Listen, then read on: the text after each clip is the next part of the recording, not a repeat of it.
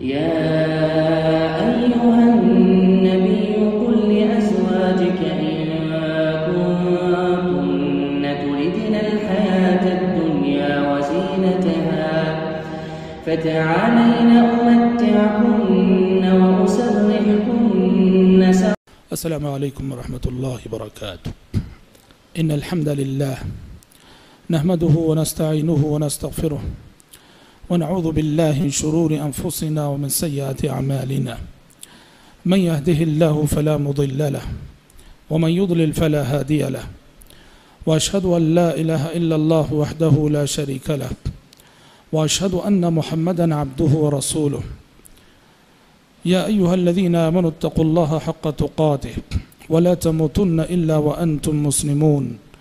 يا أيها الناس اتقوا ربكم الذي خلقكم من نفس واحدة وخلق منها زوجها وبث منهما رجالا كثيرا ونساء، واتقوا الله الذي تساءلون به والأرحام إن الله كان عليكم رقيبا. يا أيها الذين آمنوا اتقوا الله وقولوا قولا سديدا يصلح لكم أعمالكم ويغفر لكم ذنوبكم، ومن يطع الله ورسوله فقد فاز فوزا عظيما. أما بعد، فإن خير الحديث كتاب الله، وخير الهدي هدي محمد صلى الله عليه وسلم، وشر الأمور محدثاتها، وكل محدثة بدعة، وكل بدعة ضلالة، وكل ضلالة في النار. أعوذ بالله السميع العليم من الشيطان الرجيم من همزه ونفخه ونفثه. النبي أولى بالمؤمنين من أنفسهم وأزواجه أمهاتهم. معزز شرکاء اجلاس اور پردہ نشین خواتین اسلام، سیرت امہات المومنین کا ایک مبارک سلسلہ ہم نے شروع کیا، اور اس کی 2 کڑیاں الحمدللہ بحسن خوبی اختتام پذیر ہوئی۔ کردار کے زوال کے اس دور میں، اخلاق کے زوال کے اس دور میں، ایسے پاکیزہ نفوس کی زندگیوں کو پڑھنا پڑھانا اور ایسے نیک لوگوں کی سیرتوں کو سننا سنانا ایک فرض کفایہ سے کم نہیں، تاکہ ہم جان سکیں اور ہماری آنے والی نسلوں کو بتا سکیں کہ صحیح معنوں میں ہمارے لیے نمونہ کون ہے، اسوہ کون ہے اور آئیڈیل کون ہے۔ ہم نے کل کے درس میں آپ صلی اللہ علیہ وسلم کی پہلی بیوی ام المومنین حضرت خدیجہ رضی اللہ عنہا کی سوانح حیات، ان کے فضائل، ان کے مناقب، ان کے خصائص اور ان کا جو اصلی کارنامہ تھا، اس سلسلے میں بہت ساری باتیں سنی۔ آج کے درس میں میں سب سے پہلے ام المومنین حضرت خدیجہ رضی اللہ عنہا کے تعلق سے ہی کچھ باتیں پہلے بتاؤں گا، اور اس کے بعد دوسری ام المومنین حضرت سودہ بنت زمعہ رضی اللہ عنہا کی سوانح حیات پہ روشنی ڈالوں گا۔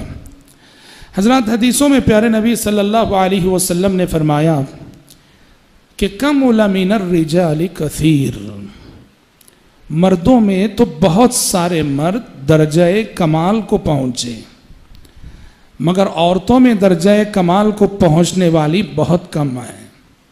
آپ نے 2 نام لیے اس حدیث میں، کہا کہ عورتوں میں درجہ کمال کو پہنچنے والی فرعون کی بیوی آسیہ اور حضرت مریم۔ اس حدیث کا مطلب کیا ہے؟ آپ صلی اللہ علیہ وسلم فرما رہے ہیں کہ نیکی میں، ایمان اور عمل میں، تقوی کے تقاضوں کو پورا کرنے میں عموماً عورتوں کے مقابلے میں مرد آگے رہے ہیں۔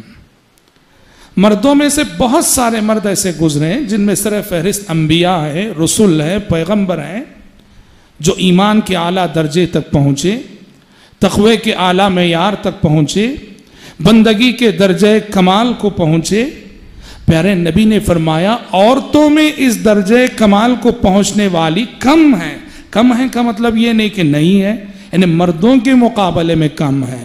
اور آپ نے بطور نمونہ، بطور مثال 2 عورتوں کے نام لیے جو گزشتہ امتوں کی ہیں، حضرت آسیہ اور حضرت مریم رضی اللہ عنہما۔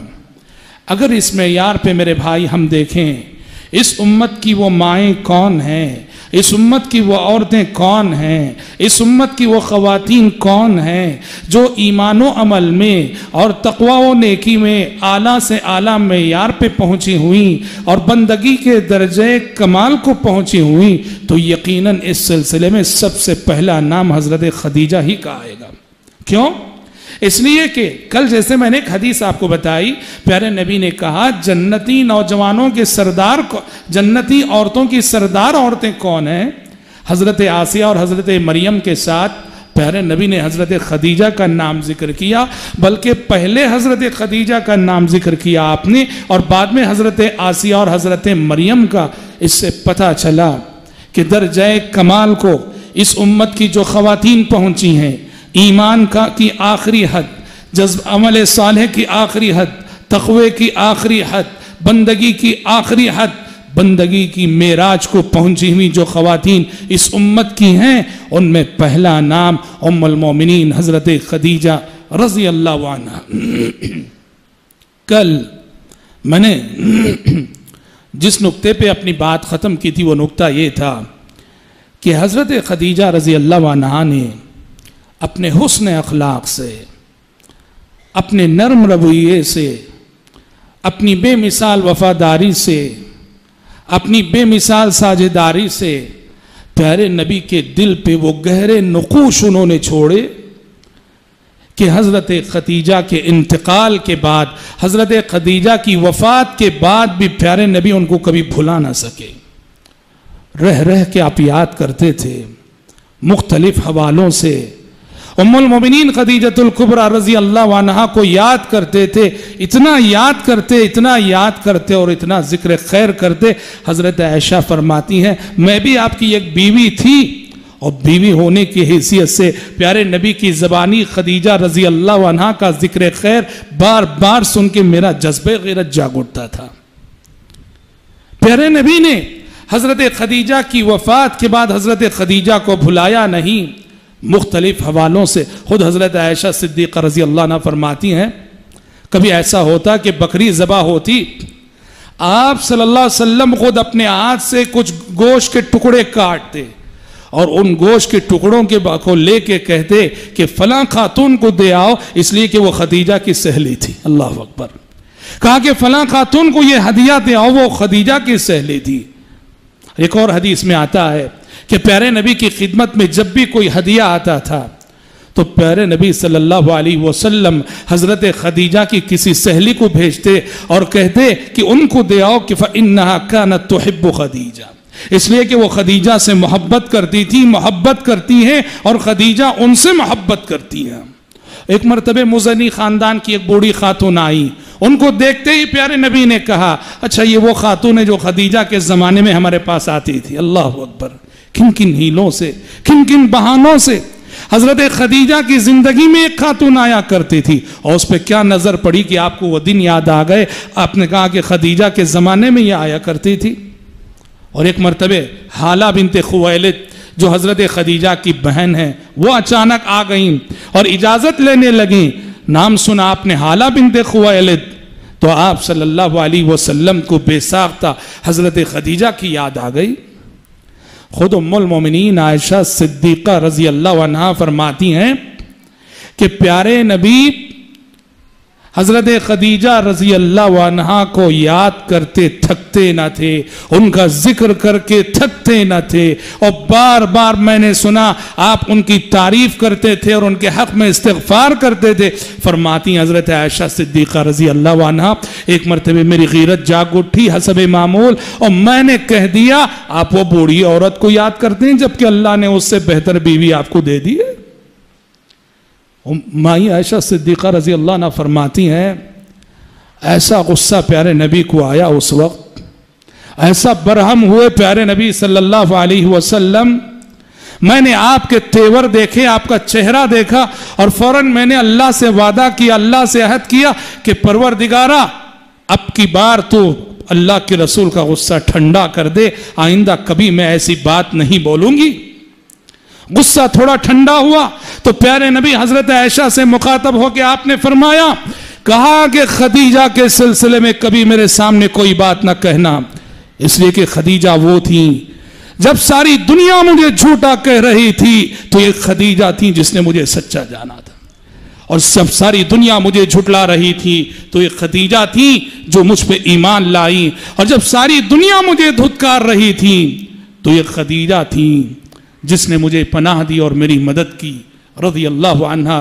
حضرات دیکھیے پیارے نبی صلی اللہ علیہ وسلم حضرت خدیجہ رضی اللہ عنہ کے اخلاق سے، ان کے حسن سلوک سے، ان کے کردار سے، ان کے رویے سے کس حد تک متاثر تھے رضی اللہ عنہ۔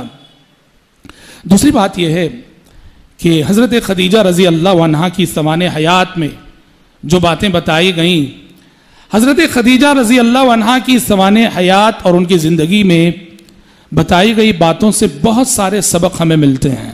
ان میں سے میں ایک 6-7 سبق آپ کے سامنے ذکر کروں گا۔ کل جو ہم نے باتیں سنی اور آج بھی کچھ باتیں سنی، ان باتوں کی روشنی میں کچھ سبق ہمیں حاصل کرنے ہیں، کچھ درس ہمیں سیکھنے ہیں۔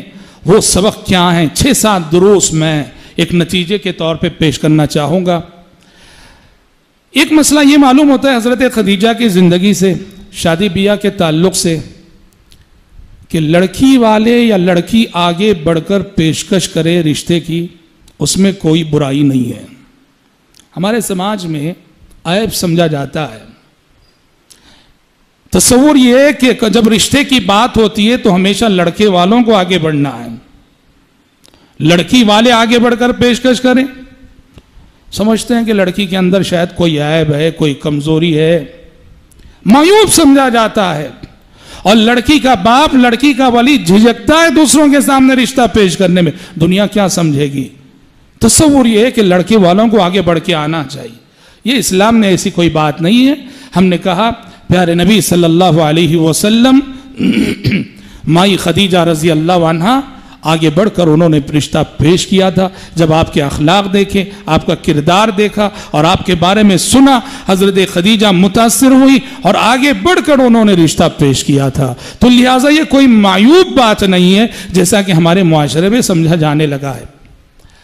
اور ایک اور مسئلہ معلوم ہوتا ہے حضرت خدیجہ کی زندگی سے، اور وہ بھی شادی بیاہ سے متعلق، اور وہ یہ ہے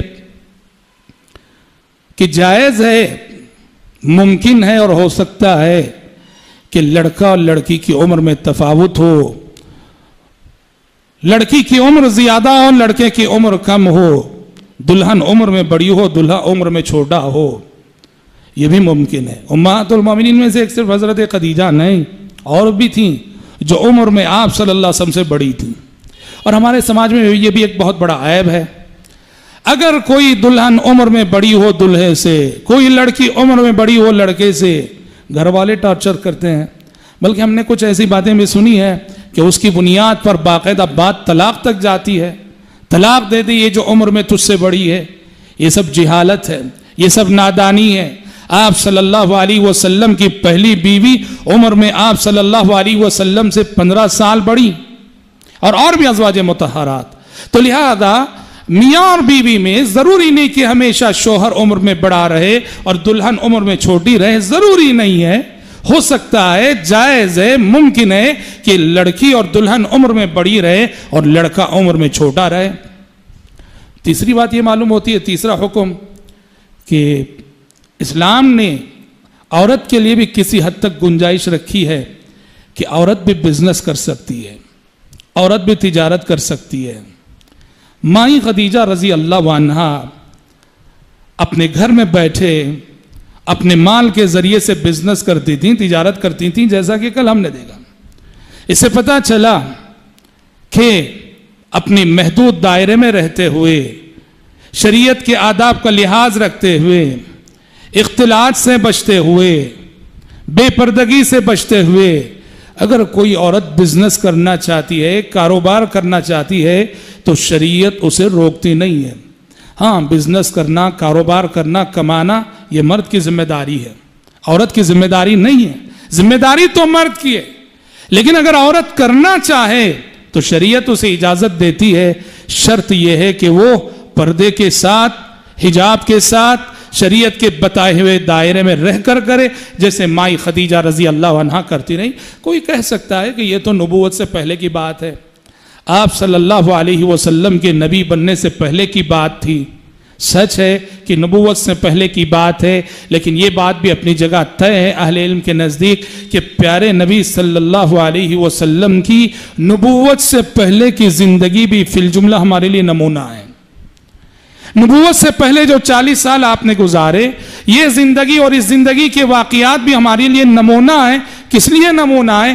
اس لیے کہ پیارے نبی صلی اللہ علیہ وسلم نے اس زندگی کو ایک چیلنج کے طور پہ پیش کیا تھا، کہا کہ فَقَدْ لَبِسْتُ فِيكُمْ عُمُرًا مِّن قَبْلِهِ، اے لوگو میں وہی انسان ہوں جس کی کتاب حیات کے 40 ورق تمہارے سامنے کھلے ہوئے ہیں، نبوت سے پہلے کے میرے 40 سال تمہاری آنکھوں کے سامنے ہیں۔ کہیں کوئی داغ دکھا دو، کہیں کوئی دھبا دکھا دو، کہیں کوئی کمزوری دکھا دو۔ اہل علم کہتے ہیں چونکہ پیارے نبی صلی اللہ علیہ وسلم نے نبوت سے پہلے کی اپنی زندگی کو چیلنج کے طور پہ پیش کیا تھا، اس لیے فی الجملہ نبوت سے پہلے جو جو آپ نے کیا وہ بھی ہمارے لیے اسوہ ہے، وہ بھی ہمارے لیے نمونہ ہے۔ تو حضرت خدیجہ کا مال لے کر آپ تجارت کے لیے گئے، بزنس کے لیے گئے، اور حضرت خدیجہ گھر بیٹھے پیسہ کماتی رہی۔ اس سے یہ مسئلہ مستنبط ہوتا ہے عورت کے لیے بھی گنجائش ہے، اگر وہ بزنس کرنا چاہے، کاروبار کرنا چاہے، تجارت کرنا چاہے، اپنے محدود دائرے میں رہ کہ وہ کر سکتی ہے۔ چوتھی بات جو حضرت خدیجہ کی زندگی سے معلوم ہوتی ہے، اور وہ خاص ہم مردوں کے لیے، آپ نے دیکھا کہ پیارے نبی صلی اللہ علیہ وسلم نے حضرت خدیجہ کے احسانات کو کیسے یاد رکھا، اور کیسے آپ صلی اللہ علیہ وسلم ان کے ساتھ حسن سلوک کرتے تھے۔ اور آپ نے دیکھا کہ وفات کے بعد بھی پیارے نبی صلی اللہ علیہ وسلم نے حسن سلوک کا یہ سلسلہ جاری رکھا۔ جیسے ماں باپ ہیں، ماں باپ کے سلسلے میں شریعت کی تعلیم ہے کہ ماں باپ انتقال کر گئے تو یہ نہ سمجھو کہ ماں باپ کے حقوق ختم ہو گئے، بات ایسی نہیں، مرنے کے بعد بھی ماں باپ کے حقوق اولاد پہ ہوتے ہیں۔ اور یہ کیا حقوق ہیں؟ بہت سارے ہیں، اس میں سے یہ بتایا گیا تمہارے ماں باپ کے رشتہ دار کون ہیں، دیکھو باپ کا انتقال ہو گیا، دیکھو کہ باپ کے دوست و احباب کون ہیں، رشتہ دار کون ہیں، ان کے ساتھ حسن سلوک کرو۔ ماں کا انتقال ہو گیا تو ماں کی فرما برداری کا تقاضا ہے کہ ماں کے انتقال کے بعد ماں کے رشتہ داروں کے ساتھ اور ان کی سہیلیوں کے ساتھ حسن سلوک کرو۔ بعین ہی یہی بات بیوی کے سلسلے میں ہے۔ ہم نے دیکھا پیارے نبی صلی اللہ علیہ وسلم حضرت خدیجہ کا کتنا لحاظ رکھا، وفات کے بعد بھی حضرت خدیجہ کی سہیلیوں کے ساتھ آپ حسن سلوک کرتے تھے۔ اللہ اکبر! کہاں یہ تعلیمات، کہاں یہ تعلیمات، اور کہاں آج کا یہ معاشرہ؟ پیارے نبی وفات کے بعد حسن سلوک کر رہے ہیں بیوی سے، اور لوگ آج زندگی میں نہیں کرتے ہیں۔ اور پیارے نبی بیوی کی سہیلیوں سے حسن سلوک کر رہے ہیں، اور آج ہمیں بیوی کے ساتھ حسن سلوک کرنا نہیں آیا۔ شریعت کیا کہتی ہے؟ خیرکم خیرکم لأہلہ وانا خیرکم لأہلی، تم میں سب سے بہتر وہ ہیں جو اپنے اہل و عیال کے حق میں، اپنی بیوی بچوں کے حق میں بہتر ہو۔ اور اس اعتبار سے اگر دیکھا جائے تو لوگوں، میں تم میں سب سے بہتر ہوں بیویوں کے ساتھ حسن سلوک کرنے میں۔ بیویوں کے ساتھ جو ہمارا رویہ ہے، ہمارا جو سلوک ہے، یہ ہمارے اخلاق کی دلیل ہے۔ اور یاد رکھو، ہم اس وقت تک اخلاق والے نہیں ہو سکتے، اچھے انسان نہیں ہو سکتے، جب تک کہ گھر میں بیوی کی شہادت اور گواہی نہ مل جائے کہ واقعی یہ اچھا انسان ہے۔ گھر سے باہر کی زندگی میں دوستوں کے ساتھ بہت اچھے رہتے ہوں گے، فرینڈز کے ساتھ بہت اچھے رہتے ہوں گے، ملنے جلنے والوں کے ساتھ بہت اچھے رہتے ہوں گے، لیکن یہ کیا ہے کہ ہماری ساری مسکراہٹیں باہر والوں کے لیے ہیں، اور جیسے ہی گھر میں داخل ہوتے ہیں غصے کا چہرہ لیے ہوئے اور روب داری کے ساتھ داخل ہوتے ہیں کہ گھر میں داخل ہوتے ہی بیوی بچے کسی کونے میں جا بیٹھے۔ ایسے ظالم اور ایسے جابر شوہر کو کبھی با اخلاق شوہر نہیں کہا جائے گا، اور ایسا انسان شریعت کے میزان میں کبھی با اخلاق انسان نہیں کہا جا سکتا۔ ماں ام المومنین خدیجہ رضی اللہ عنہ ہی نہیں، آپ صلی اللہ علیہ وسلم نے اپنی اور ساری ازواج مطہرات کے ساتھ بھی جو آپ صلی اللہ علیہ وسلم کا سلوک تھا، جیسا کہ ہم انشاءاللہ تعالی آگے دیکھیں گے۔ دوسری بات، حضرت خدیجہ رضی اللہ عنہ کی زندگی سے ایک تعلیم اور ایک سبق ہمیں یہ بھی ملتا ہے کہ انسان کتنا نیک کیوں نہ ہو، کتنا صالح کیوں نہ ہو، اور کتنا متقی کیوں نہ ہو، اس کی زندگی میں کچھ ٹینشن ضرور آئیں گے، اسے زندگی میں کچھ دکھ ضرور ملیں گے۔ ہم اپنی جگہ یہ سمجھ بیٹھے ہم نیک ہیں تو ہمیں کوئی ٹینشن نہیں آنا چاہیے، ہمیں کوئی دکھ نہیں آنا چاہیے، ہمیں کوئی غم نہیں لاحق ہونا چاہیے۔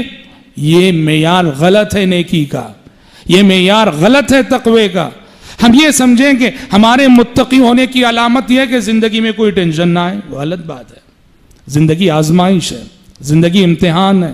لقد خلقنا الانسان فی کبد، ہم نے انسان کو مشقتوں میں پیدا کیا، یہ زندگی مشقتوں کا نام ہے۔ سفر، یہ زندگی کا سفر مشقتوں والا سفر ہے۔ ہم نے دیکھا اللہ کی یہ مقبول بندی، اللہ کی یہ مقبول بندی جو اس امت کی خاتون اول ہے حضرت خدیجہ، ان کی 2 بیٹیوں کی طلاق ہوتی ہے۔ کتنا بڑا دکھ ہے، کتنا بڑا دکھ ہے، اور اس میں کتنی تسلی ہے ان لوگوں کے لیے جن کی بچیوں کی طلاق ہو جاتی ہے، خلا ہو جاتی ہے، یا داماد کی وفات ہو جاتی ہے۔ ہاں، یہ نہ سمجھنا کہ ہم نے کوئی گناہ کیا تھا، ہم نے کوئی پاپ کیا تھا، اللہ کی نظروں میں ہماری کوئی قیمت نہیں کہ اللہ تعالیٰ نے ہمیں یہ عذاب دیا ہے۔ نہیں، اس کو عذاب نہ سمجھو، یہ آزمائش ہے، یہ امتحان ہے، اور اس امتحان سے حضرت خدیجہ جیسی صالح، نیک اور متقی خاتون کو بھی گزرنا پڑا۔ تو لہٰذا یہ معیار غلط ہے اور یہ سوچ غلط ہے کہ ہم نیک ہیں تو ہمارے اوپر کوئی امتحان نہیں آنا چاہیے، کوئی آزمائش نہیں آنا چاہیے۔ اور اسی طرح سے حضرت خدیجہ کی زندگی سے ایک بہت بڑا سبق یہ بھی ملتا ہے کہ نیک کاموں میں، اچھے کاموں میں ہمیشہ پہل کرنی چاہیے، نیک کاموں میں ہمیشہ سبقت کرنی چاہیے۔ جو کسی بھی نیک کام میں پہل کرتا ہے، سبقت کرتا ہے، سب سے پہلے آگے بڑھ کے کرتا ہے، اللہ کے پاس اس کا مقام اور مرتبہ ہی الگ ہے۔ بعد میں تو سب کریں گے ہی وہ کام، جب عام ہو جائے گی وہ نیکی، جب عام ہو جائے گا وہ عمل، بعد میں سبھی کریں گے، لیکن پہلے کر کے آپ نمونہ بن جاؤ، پہل کر کے دوسروں کے لیے ایک آئیڈیل بن جاؤ، دنیا آپ کو دیکھ کر کرے گی تو آپ کا مقام اور مرتبہ ہی کچھ ہے۔ حضرت خدیجہ کو خدیجہ کس نے بنایا؟ رب کا سلام ان کو آئے، جبریل کا سلام ان کو آئے۔ کیا خصوصیت تھی خدیجہ کی؟ خصوصیت یہی تھی، اول من آمنت بالنبی صلی اللہ علیہ وسلم، یہ وہ پہلی خاتون ہے جنہوں نے پیارے نبی کی دعوت پہ لبیک کہا، جنہوں نے جو پیارے نبی کی دعوت پہ ایمان لے آئی۔ پیارے نبی نے جب نبی ہونے کا دعویٰ کیا تو سب سے پہلے سمعنا واطعنا کہنے والی یہ تھی، اور یہ پہل، یہ اتنی بڑی فضیلت ہے کہ اس فضیلت کو دوسرا کبھی کوئی پہنچ نہیں سکتا۔ قرآن نے کہا، دیکھیے، لا يستوي منكم من انفق من قبل الفتح وقاتل اولئك اعظم درجة من الذين انفقوا من بعد وقاتلوا۔ قرآن مجید نے کہا صلح حدیبیہ سے پہلے جو لوگ ایمان لائے اور ایمان لا کے اسلام کے لیے قربانیاں دیں، اور وہ لوگ جو صلح حدیبیہ کے بعد ایمان لائے اور صلح حدیبیہ کے بعد ایمان لا کر اسلام کے لیے قربانیاں دی، قرآن کہتا یہ دونوں کبھی برابر نہیں ہو سکتے۔ صلح حدیبیہ کے بعد ایمان لانے والے کتنی نیکیاں کیوں نہ کر لیں، وہ کبھی بھی فضیلت میں، درجے میں، اجر و ثواب میں ان صحابہ کے رتبے کو نہیں پہنچ سکتے جو صحابہ کے صلح حدیبیہ سے پہلے ایمان لائے۔ اس حیثیت سے اگر دیکھیں، مائی خدیجہ صلح حدیبیہ سے بھی پہلے ایمان کا سفر شروع ہوا اسی خاتون سے، اس امت کی تاریخ شروع ہوئی اسی خاتون سے، اسلام کا سفر شروع ہوا اسی خاتون سے، اسلام میں سب سے پہلے داخل یہی خاتون ہوئی۔ کتنا بڑا اعزاز ہے اور کتنی بڑی فضیلت ہے اور کتنی بڑی منقبت ہے۔ پتہ چلا نیکیوں میں سبقت کرنی چاہیے، پہل کرنی چاہیے۔ کسی بھی نیکی میں سبقت اور پہل کرنے کا اعزاز ہی الگ ہے، اس کا انعام ہی الگ ہے اور اس کا اجر و ثواب ہی الگ ہے۔ اور حضرت، آخری بات حضرت خدیجہ کی زندگی کو لے کر، پیارے نبی صلی اللہ علیہ وسلم کی جو 11 شادیاں ہیں، یہ بات ہم نے گھر سے سیرت کے جو دروس تھے اس میں بھی بتائی تھی، لیکن اس بات کی اہمیت کے پیش نظر پھر سے ہم اس کو مختصر الفاظ میں دہرا دیتے ہیں۔ پیارے نبی کی جو 11 شادیاں ہیں، ان 11 شادیوں کو لے کر دشمنان اسلام نے بہت سارے شبہات پیدا کیے ہیں۔ آریہ سماج کے ایک گستاخ نے آج سے 100 سال پہلے ایک کتاب لکھی تھی، اس کتاب کا نام لیتے ہوئے بھی زبان کامتی ہے، نعوذ باللہ، رنگیلا رسول، نعوذ باللہ، مولانا ابو الوفا۔ اور اس کتاب کے اندر اس نے کیا کیا تھا؟ وہی امتیوں کے لیے 4 شادیوں کی اجازت، اور پیغمبر کے لیے 11 شادیوں کی اجازت.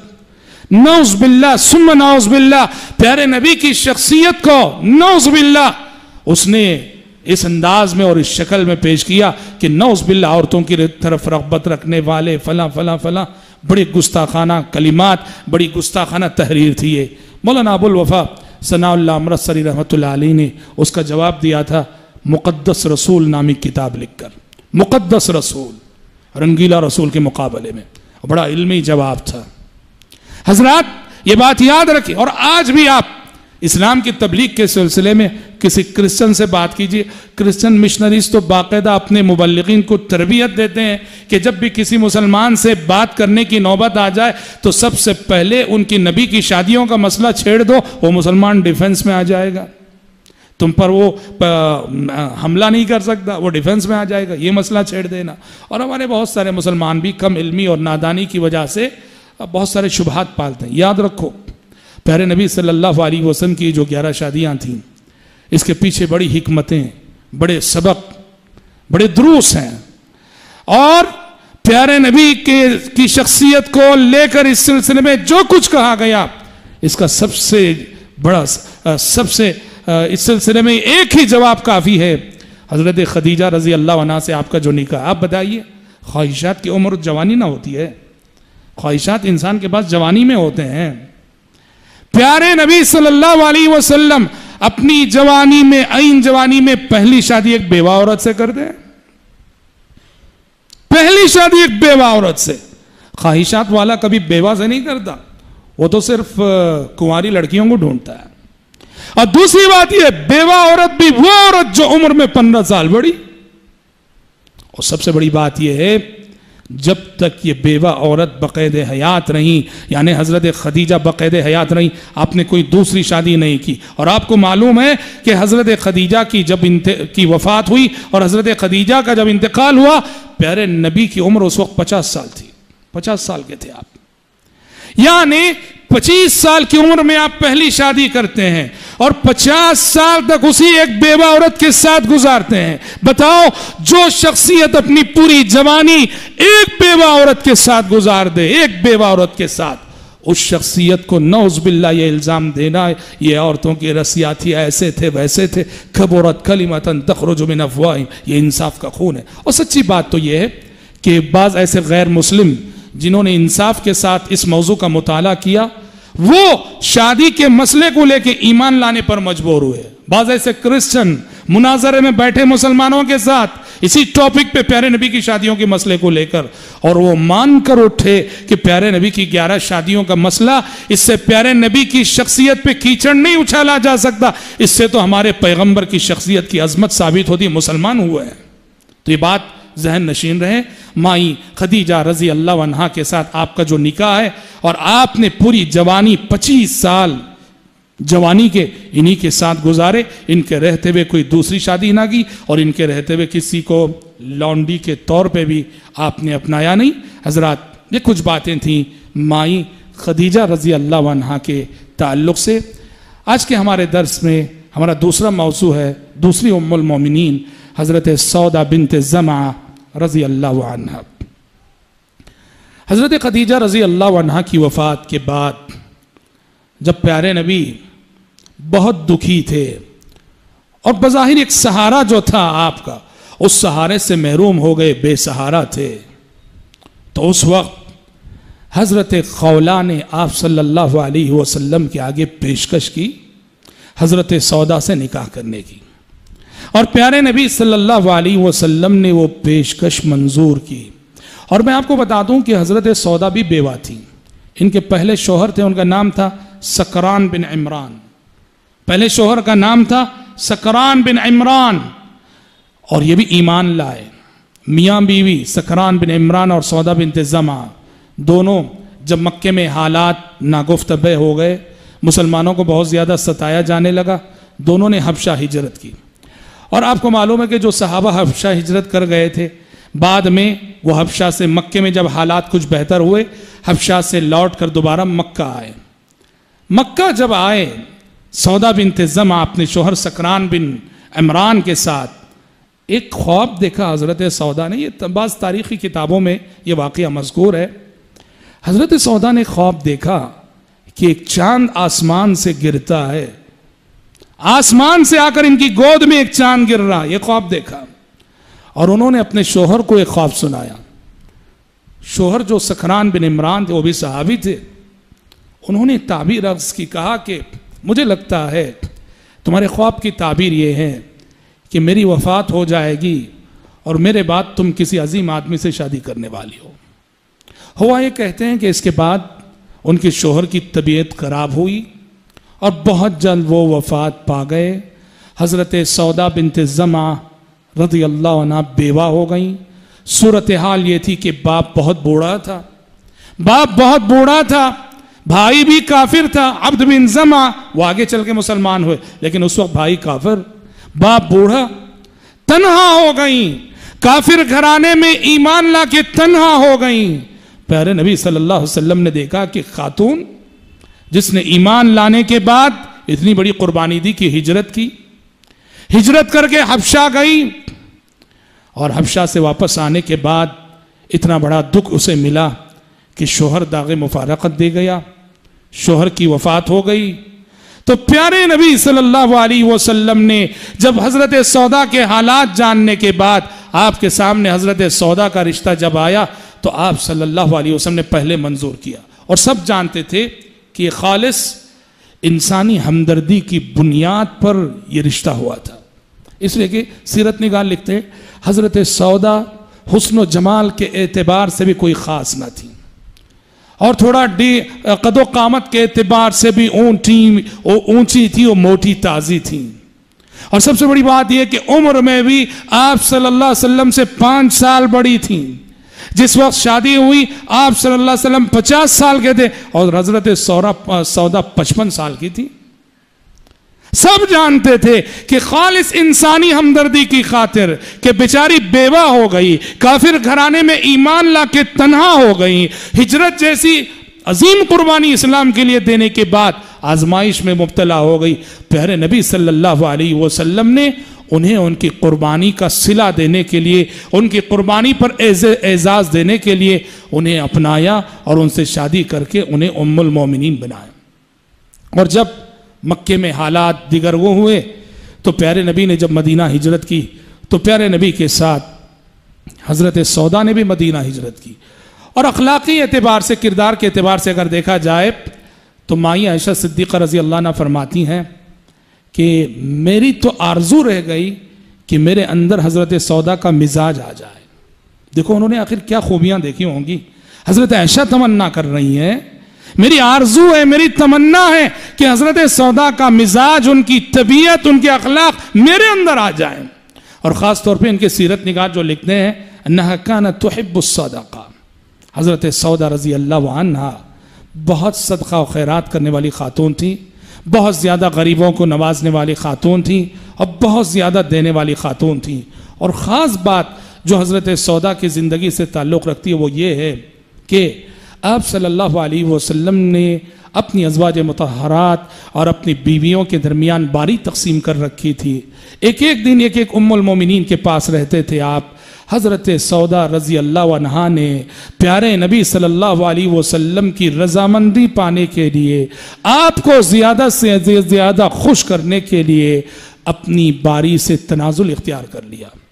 انہوں نے کہا کہ اللہ کے نبی میری جو باری ہے میں عائشہ کو دیتی ہوں. چنانچہ پیارے نبی صلی اللہ علیہ وسلم حضرت عائشہ کو 2 دن دیتے تھے. ایک دن تو جو ان کا اپنا تھا ان کی باری کا, اور ایک دن جو حضرت سودا نے جو ہے قربانی کر کے آپ صلی اللہ علیہ وسلم کو جو حق دے دیا تھا. تو یہ عورت کا حق ہے اور عورت اپنے حق سے تنازل اختیار کر سکتی ہے. گویا حضرت سودا نے یہ سمجھا کہ بڑی عمر کی ہوں میں, بوڑھی ہو چکی ہوں میں, اس لیے پیارے نبی صلی اللہ علیہ وسلم کے جذبات کا لحاظ رکھ کر کہا کہ ام المومنین رہنا, آپ کی زوجیت میں رہنا میرے لیے کافی ہے, باری کی مجھے کوئی ضرورت نہیں ہے. حضرت عائشہ کو انہوں نے باری وقف کر دی. یہ بہت بڑی مثال ہے ایثار و قربانی کی. اور ساری چیزوں میں ایثار ہو سکتا ہے. اس معاملے میں جو ایثار و قربانی کا ثبوت حضرت سودا نے جو دیا، یہ ان کی جانب سے پیارے نبی صلی اللہ علیہ وسلم کو خوش کرنے اور آپ کی رضامندی حاصل کرنے کا ایک بہت بڑا ذریعہ تھا. قرآن مجید میاں بیوی کے حوالے سے جہاں میاں بیوی کے اختلافات پہ بحث کرتا ہے، وہاں قرآن مجید نے ایک بات کہی کہ وَإِنِ امْرَأَةٌ خَافَتْ مِنْ بَعْلِهَا نُشُوزًا أَوْ إِعْرَاضًا فَلَا جُنَاحَ عَلَيْهِمَا أَن يُصْلِحَا بَيْنَهُمَا صُلْحًا. قرآن مجید کہتا ہے کہ اگر کبھی میاں بیوی میں کچھ تکرار ہو جائے، جھگڑے ہو جائیں، دوریاں ہو جائیں، تو کمپرومائز کرنے اور مفاہمت کرنے کا ایک طریقہ، یہ بہت سارے ہو سکتے ہیں. ایک طریقہ یہ بھی ہے کہ بیوی کبھی اپنے بعض حقوق سے دستبردار ہو جائے. ہو سکتا ہے کہ شوہر کم از کم چونکہ وہ اپنے بعض حقوق سے دستبردار ہو گئی ہے تو شوہر بھی مفاہمت کی راہ پہ آ جائے اور اس کو اپنا کر زندگی گزارنے پہ راضی ہو جائے. ایک شریعت نے جو ہے یہ جز صلح کے ایک فارمولے کے طور پہ سورۃ النساء 5ویں پارے کے اندر جو ہے بتایا ہے. حضرت سودا رضی اللہ عنہا نے گویا اس کا ایک عملی نمونہ اپنی زندگی میں پیش کیا. حضرت سودا بنت زماں رضی اللہ عنہا سے کئی ایک حدیثیں مروی ہیں. انہوں نے پیارے نبی سے بعض حدیثیں بھی روایت کی ہیں. خاص طور پہ ایک حدیث میں ان کے حوالے سے سنانا چاہوں گا. حضرت سودا ایک حدیث روایت کرتی ہیں. وہ فرماتی ہیں کہ ماتت لنا شاتن، فرماتی ہیں کہ میری ایک بکری تھی، بکری انتقال کر گئی.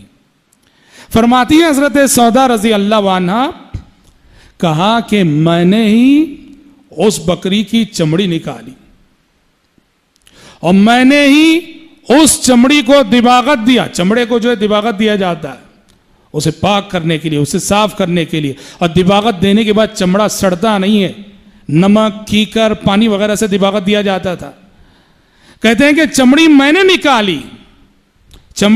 نکالی اور پھر میں نے اس چمڑی کو، چونکہ مری ہوئی بکری کا چمڑا ہے تو اس کو انہوں نے پاک کرنے کے لیے دباغت دیا. اور حدیث کہتی ہے ایما اہاب دبغ فقط طہور، جو بھی چمڑا اس کو اگر دباغت دے دیں تو پاک ہو جائے گا. مردار بکری کا چمڑا تھا، انہوں نے دباغت دے دیا. فرماتی ہیں دباغت دینے کے بعد اسی چمڑے سے برتن بنایا. فرماتی ہیں آج تک وہ برتن میں یوز کر رہی ہوں، استعمال کر رہی ہوں، اور یہاں تک کہ کثرت استعمال سے وہ پرانا ہو چکا ہے برتن، بوسیدہ ہو چکا ہے برتن. حضرات ایک بہت بڑا سبق ہے اس سے. کیا ہے؟ بکری جب مرتی ہے چمڑے کو نکالنے سے لے کر برتن بنانے تک سارا کام خود کرتی ہیں. چمڑا نکالنا، اس کو دباغت دینا، اس کو برتن بنانا، اس کو استعمال کرنا. اس حدیث کی روشنی میں یہ بتانا چاہتا ہوں کہ صحابہ کا جو دور تھا اور آج کا جو دور ہے، صحابہ کا جو طرز زندگی تھا اور آج کا جو طرز زندگی ہے، صحابہ کا جو لائف اسٹائل تھا اور آج کا جو لائف اسٹائل ہے، اس میں ایک بہت بڑا فرق یہ، وہ ہر کام خود کرنے کی کوشش کرتے تھے اور آج ہم ہر کام دوسروں سے کروانے کے عادی ہیں. اپنا کوئی کام خود نہیں. اور یہ صرف حضرت سودا کی بات نہیں، بالعموم اس زمانے کی میں صحابہ کے معمولات دیکھیے، تابعین کے معمولات دیکھیے. کٹنگ کرنی ہو خود گھر میں کر لیتے تھے، کپڑے کی سلائی ہے گھر میں کر لیتے تھے، چپل ٹوٹ گئی خود بنا لیتے تھے، ہر چیز خود کر لیا کرتے تھے. اور آج بالکل الٹا ہے، ہم ہر چیز کے لیے دوسروں کے محتاج، ہر چیز کے لیے دوسروں کے محتاج. کپڑا سلائی کرنا ہو درزی کے محتاج، چپل بنانا ہو موچی کے محتاج، کٹنگ کروانا ہو حجام کے محتاج، اور ہر جگہ اخراجات. یہ ایک بنیادی فرق ہے اس طرز زندگی میں اور اس طرز زندگی میں. ہم دوسروں پر ہمارا دار و مدار ہو گیا. خود کفیل ہونے کا جو مزاج تھا، خود کفیل ہونے کا جو ذہن تھا، وہ دھیرے دھیرے ختم ہو گیا. شاعر مشرق علامہ اقبال نے اسی طرز پر، اسی طرز زندگی پر تنقید کرتے ہوئے وہ دو مشہور شعر کہے تھے. کہا کہ انتہا بھی اس کی ہے آخر خریدیں کب تلک، انتہا بھی اس کی ہے آخر خریدیں کب تلک، چھتریاں رومال مفلر پیرہن جاپان سے. انتہا بھی اس کی ہے آخر خریدیں کب تلک، چھتریاں رومال مفلر پیرہن جاپان سے. اپنی غفلت کی یہی حالت اگر قائم رہی، آئیں گے غسال کابل سے کفن جاپان سے. کہ ہر چیز made in Japan, made in Korea, made in فلان. کہا کہ اگر یہی ذہن رہا کل وہ دن بھی آئے گا وفات ہونے کے بعد لوگ کہیں گے کہ غسال کو غسل دینے والے کو یعنی کابل سے بلاؤ اور کفن جو ہے میڈ ان جاپان منگواؤ. سمجھ رہے ایک طرز زندگی اور زمانے ماضی اور آج کا ہمارا جو طرز زندگی ہے اس میں بنیادی فرق ہے. اپنا ہر کام خود کرنے کا مزاج ان میں تھا اور آج اپنا ہر کام دوسروں پر ڈالنے کا مزاج ہمارے اندر ہے.